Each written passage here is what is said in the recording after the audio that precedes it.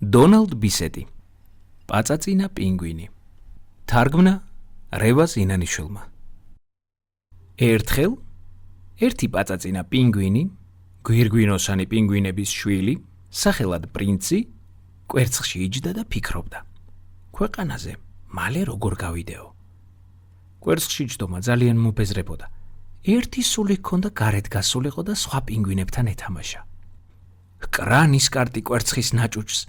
მერე ფეხით მიაწვა მერე ისევ ნისკარტი დაუშინა და ტკაც ნაჭუჭი გატყდა ვიშ ძლივს არ დავიბადე დედა პინგვინმა დახედა და თვალს არ დაუჯერა რა უცნაურობაა გაიფიქრა მან ყავისფერი რატომ უნდა იყოს ყველა გვირგვინოსან პინგვინს ზურგზე შავი ბუმბულები აქვს მუცელზე კი თეთრი იქნებ რომ გავბანო ყავისფერი გადაუვიდეს და შავი და თეთრი დარჩეს აუსვა და ჩამოუსვა ნისკარტი აუსვა და ჩამოუსვა მაგრამ არაფერი გამოვიდა პრინცი ყავისფერი იყო და ყავისფერი დარჩა მივხვდი თქვა დედა პინგვინმა და განჯინიდან თაფლის ქილა გამოიღო პრინცს თავით ფეხებამდე თაფლი წაუსვა და თეთრ დათვს ბუზღუნას დაუძახა მიდი ერთი ალოკე იქნებ ეს ფერი გადაეცალოსო ბუზღუნამ დიდი სიამოვნებით დაუწყო ლოკვა პრინცს ვაი მერიტინება წამოიძახა პრინცმა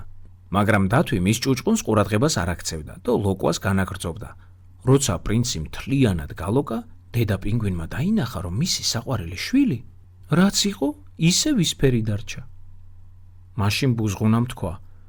ადგეს პრინცი გორაზე ავიდეს დაგორდეს თოვლიან ფერდობზე და შეიძლება თოვლმა გააცალოს ყავისფერიო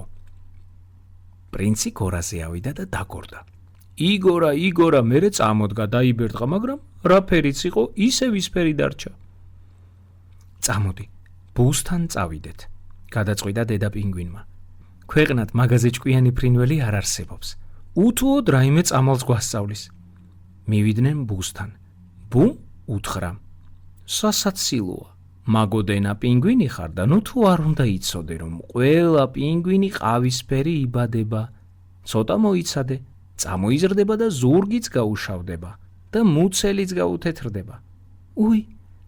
როგორ არ გამახსენდა წამოიძახა დედა პინგვინმა სულ მალე სწორედ ასე მოხდა პრინცი წამოიზარდა ჯერ განაცრისფრდა და მერე როგორც ყველა გვირგვინოსან პინგვინს ზურგზე შავი ბუმბულები ამოუვიდა მუცელზე კი თეთრი